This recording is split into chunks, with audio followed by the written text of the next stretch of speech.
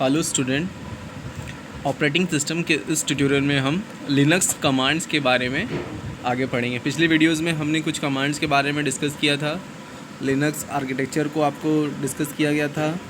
अब हम next commands के बारे में डिस्कस करेंगे। आई होप कि आप लोगों को पिछला वीडियो समझ में आया हो और आप आगे से इसे देखिए। अगर आपने पिछला वीडियो नहीं देखा है तो पहले पिछले वाले वीडियो पे जाइए, उसको देखिए, समझिए, उसके बाद इस वीडियो पे आइए। तो इस वीडियो में हम कमांड्स के बारे में बात करेंगे। तो chmod कमांड, ये कमांड फ़ाइल के एक्सेस अधिकार बदलने के लिए उपयोग किया जाता है। इस कमांड का पूरा नाम चेंज मोड कमांड होता है। इस कमांड को एग्जीक्यूट करते समय आप परमिशन को या तो नंबर या सिंबल द्वारा रिप्रेजेंट करते हैं। अच्छा, ये एक्सेस अधिकार मतलब क्या है? इसका मतलब ये है कि आपने किसी यूज़र को, देखो आपके सिस्टम में कई सारे यूज़र लॉगिन करेंगे, तो क्या आप हर यूज़र को हर फाइल एक्सेस करने की परमिशन दोगे?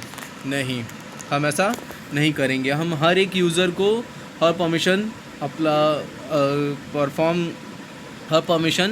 नहीं प्रदान करेंगे, ग्रांट करेंगे, जिससे कि उसके और सिस्टम के जो भी एडमिन होगा उसके बीच में कुछ ना कुछ तो डिफरेंस रहे, और या फिर अनावश्यक रूप से वो कोई परिवर्तन आपके सिस्टम में न कर पाए। इसके लिए हम क्या करते हैं कि हर यूज़र्स को डिफरेंस कमांड देते हैं। तो इसको जैसे इन्होंने कहा कि कोई नंबर या सिंबल के द्वारा, तो हमने यूज़ करते हैं 777 लिनक्स में। इसका मतलब क्या होता है कि हम 3 प्रकार के परमिशन प्रदान करते हैं। एक होता है रीड परमिशन, ओके, तो पहला वाला जो 7 होता है वो रीड के लिए। दूसरा होता है राइट, ये हुआ राइट, दूसरा 7। और तीसरा होता है एग्जीक्यूट, ठीक, ये यानी ये अपडेशन के लिए कि कुछ उसमें आप परिवर्तन कर सकें। तो हम बेसिकली किसी भी यूज़र को 777 अगर परमिशन दिया गया है तो इसका अर्थ यह है कि वह उस फाइल पर या उस फोल्डर पर रीड कर सकता है, उसमें कुछ लिख सकता है, अथवा उसमें कुछ लिखी गई वस्तु को फिर से मॉडिफाई या अपडेट कर सकता है। तो अब ज़रूरत पड़ने पर हम इसके अधिकार को परिवर्तित भी कर सकते हैं। ऐसा नहीं कि एक बार अगर हम किसी यूज़र को कोई परमिशन ग्रांट कर दिए तो हम उससे वो चीज़ें वापस नहीं ले सकते, हम उसको वापस रिवोक कर लेंगे आवश्यकता पड़ने पर। तो ये था chmod कमांड। अगले कमांड में हम बात करेंगे कट कमांड के बारे में। इस कमांड को किसी फाइल की कुछ विशिष्ट कॉलम को सिलेक्ट करने के लिए यूज़ किया जाता है। तो जैसा कि आपको पता है, कट कमांड क्या करता है कि कहीं से कुछ चीज़ों को उठाना, कट करना, यानी वहाँ से उठा के कहीं और ले जाने के लिए। तो वो सिंपल वही कुछ चीज़ों को, कुछ फाइल में से कुछ हिस्सों को, कुछ कंटेंट्स को वहाँ से उठा के डिस्प्ले करने के लिए हम कट कमांड का यूज़ करते हैं। इसका सिंटेक्स देखिए, कट हाइफन, इसको हाइफन बोलते हैं। डी, ये क्या करता है? डिलिमिटर, मतलब कि कितने तक की वैल्यूज़ आपको, जैसे मान लो कि यही है, ठीक, ये हमारी फ़ाइल है, ओके, ये हमारी पूरी फाइल है।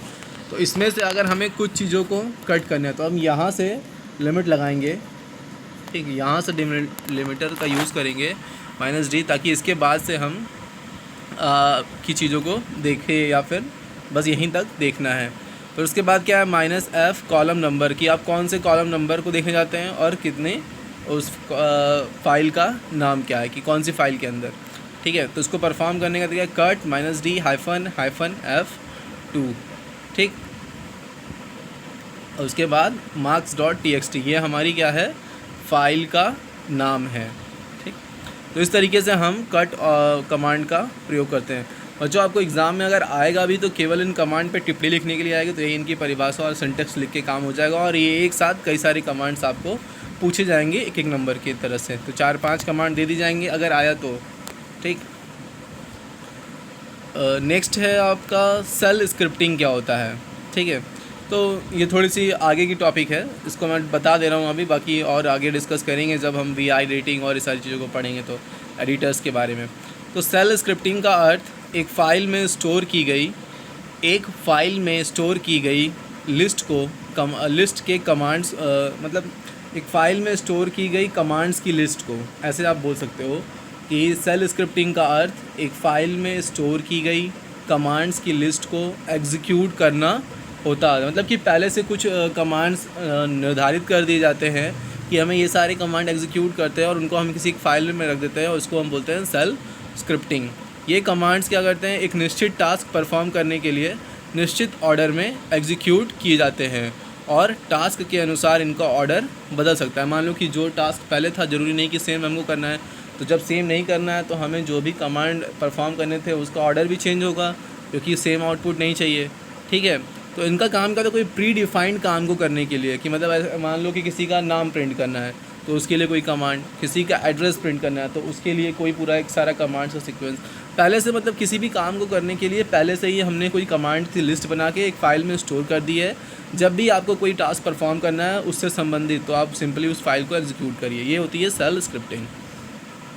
ठीक है, शेल क्या होते हैं? अच्छा, ये तो था सेल स्क्रिप्टिंग। अब सेल क्या होते हैं? तो सेल एक प्रोग्राम होने के अलावा एक लैंग्वेज भी होता है।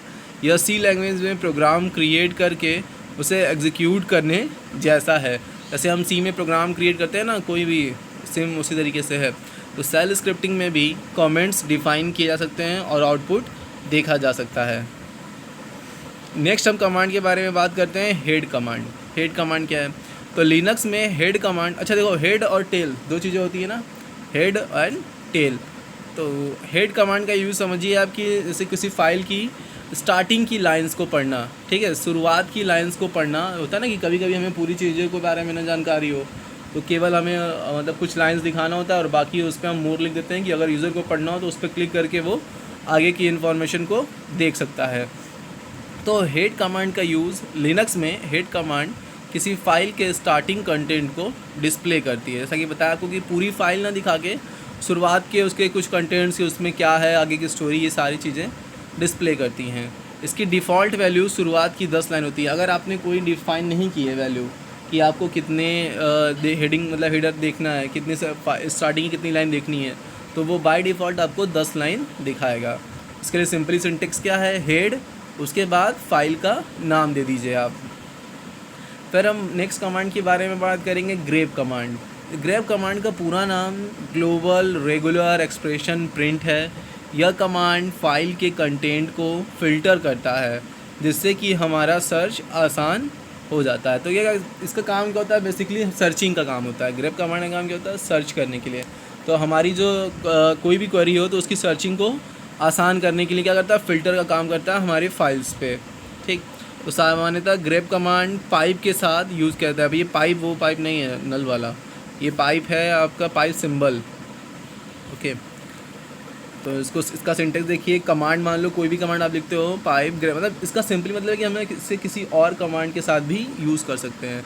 कमांड और ग्रैप, उसके बाद हमने कोई भी जो सर्च वर्ड यूज़ किया, तो ग्रैप कमांड का यूज़ हम बेसिकली सर्चिंग के लिए करते हैं। किसी विशेष, जैसे आप फाइंड करते हो वर्ड में जाके किसी भी पर्टिकुलर वर्ड को वर्ड की फ़ाइल में, उसी तरीके से ये है। तो उसके लिए क्या करेंगे, कैट, ये मान लो कोई और कमांड है, cat marks dot txt grep जी। तो इससे क्या होगा कि उस फाइल के अंदर हम जाएंगे और उसके बाद हमने सर्चिंग की। ठीक है, नेक्स्ट कमांड है हमारा wc कमांड। अब इसका wc मतलब वर्ड्स काउंट कमांड।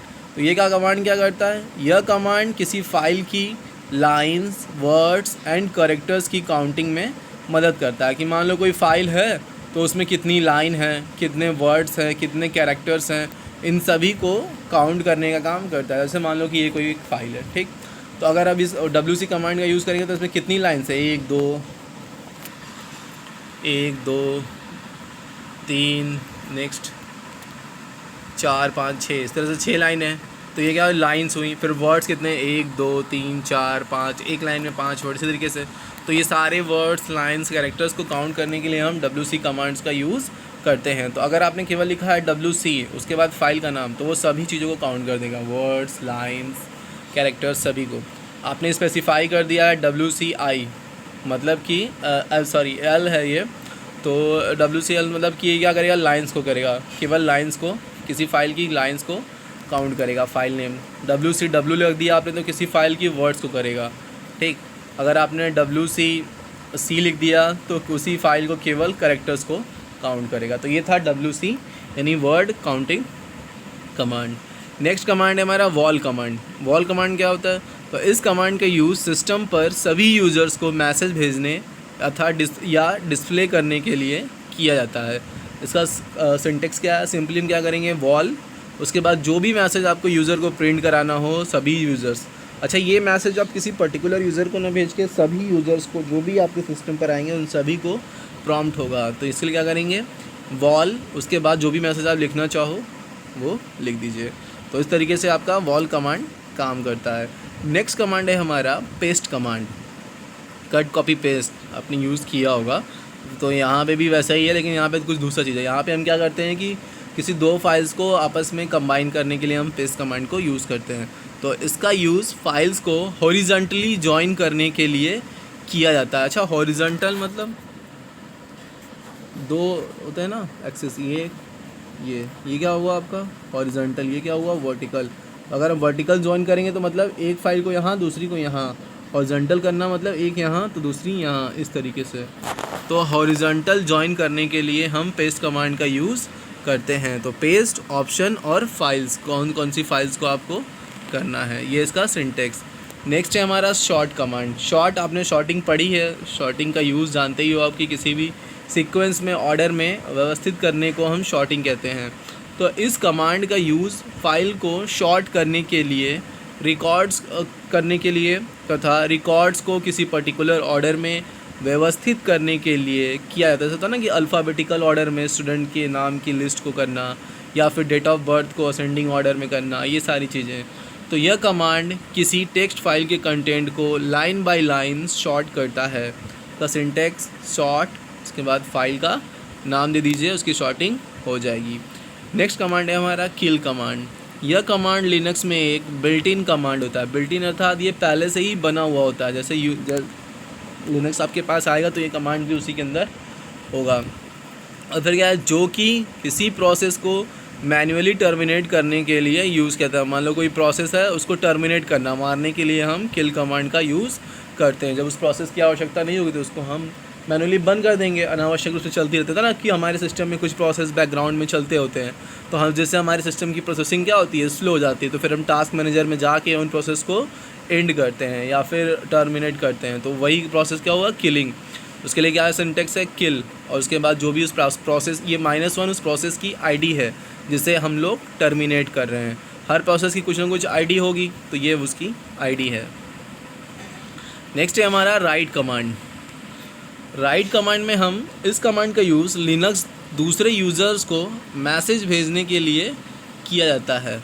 अच्छा, दूसरे यूज़र्स को मैसेज भेजने के लिए मतलब क्या है कि आपका जो सिस्टम लॉगिन है, ठीक, आपका सिस्टम है, उस पर एक से ज़्यादा यूज़र लॉगिन कर सकते हैं, हो सकता है। तो उन दोनों यूज़र्स को आपस में मैसेज भेजने का काम ये सब राइट कमांड के माध्यम से किया जाता है। तो राइट यूज़र, जिस भी यूज़र का नाम और उसको जो भी आप मैसेज भेजना चाहते हो, ये ठीक है। तो ये था हमारा राइट कमांड। नेक्स्ट है हमारा NL कमांड। NL, इसको आप लोग L कर लीजिएगा, ये है हमारा N और L कमांड।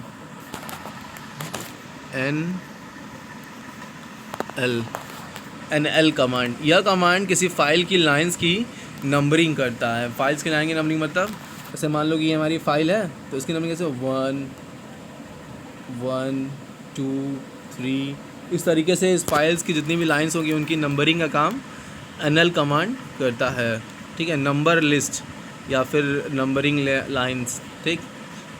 तो सेंटेंस क्या होगा इसका, NL और फाइल का नाम बस कर दोगे और बाकी उसके बाद सभी फाइल्स की आपकी नंबरिंग हो जाएगी। तो ये था कुछ कमांड्स के बारे में हमने जाना। नेक्स्ट वीडियो में हम आगे और भी कुछ कमांड्स के बारे में पढ़ेंगे। उसके बाद हम VI एडिटर के बारे में बात करेंगे कि VI एडिटर क्या है। VI एडिटर को हम विजुअल एडिटर भी बोलते हैं। ये बेसिकली मतलब कमांड को एग्जीक्यूट करने का एक लिनक्स का आपका इंटरफेस है, जिसके माध्यम से यूज़र्स कमांड को एग्जीक्यूट करते हैं। तो नेक्स्ट वीडियो में हम आगे कुछ कमांड्स के बारे में डिस्कस करेंगे। 2 वीडियोस आपको और मिलेंगे, उसके बाद आपकी सिलेबस कंप्लीट है।